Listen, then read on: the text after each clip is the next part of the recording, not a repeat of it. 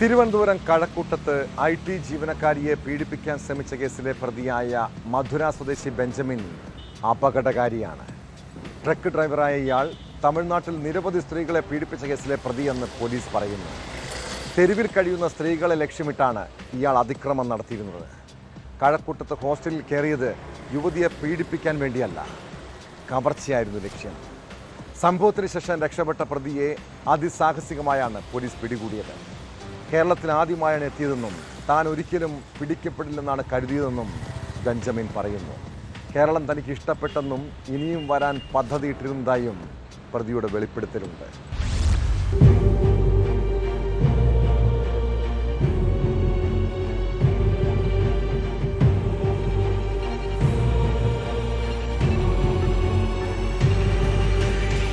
മധുരയിൽ നിന്ന് തിരുവനന്തപുരത്തേക്ക് സ്വന്തം ലോറിയിൽ ലോഡുമായി സ്ഥിരമായി എത്താറുള്ള ആളാണ് പ്രതി ബെഞ്ചമിൻ.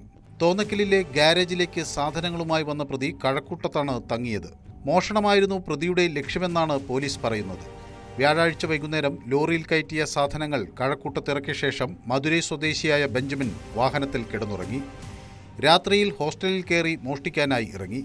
2 ഹോസ്റ്റലുകളിൽ കയറി 500 രൂപയും ഇയർപാഡും എടുത്തു. സുരക്ഷാ സംവിധാനങ്ങൾ ഒന്നുമില്ലാത്ത ഹോസ്റ്റലിലാണ് പെൺകുട്ടി താമസിച്ചിരുന്നത്.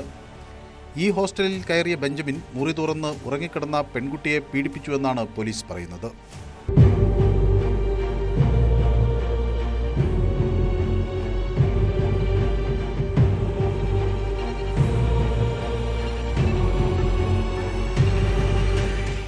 പുലർച്ചെ ലോറിയെടുത്ത ശേഷം സർവീസ് സെന്ററിലേക്ക് പോയി. അവിടെ വെച്ച് ജീവനക്കാരുമായി തർക്കമുണ്ടായി. CCTV കേന്ദ്രീകരിച്ചുള്ള അന്വേഷണം സർവീസ് സെന്ററിലെത്തി.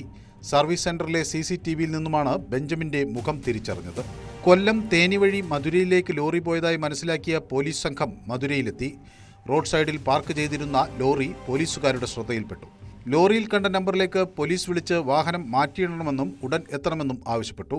ലോറിയുടെ സമീപത്തേക്ക് വന്ന ബെഞ്ചമിൻ സംശയം തോന്നി ഓടി രക്ഷപ്പെടാൻ ശ്രമിച്ചു. കിലോമീറ്ററുകളോളം ഓടിയാണ് പ്രതിയെ ഷാഡോ സംഘം കീഴടക്കിയത്. തെരുവോരങ്ങളിൽ രാത്രി ഉറങ്ങിക്കിടക്കുന്ന യുവതികളെ ഇയാൾ ശല്യം ചെയ്യാറുണ്ടെന്നും ബെഞ്ചമിനെതിരെ തമിഴ്നാട്ടിലടക്കം നിരവധി കേസുകളുണ്ടെന്നുമാണ് പോലീസ് പറയുന്നത്.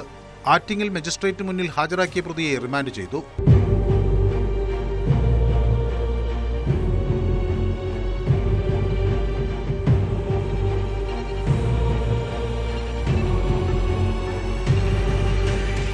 ന്യൂസ് 18 തിരുവനന്തപുരം.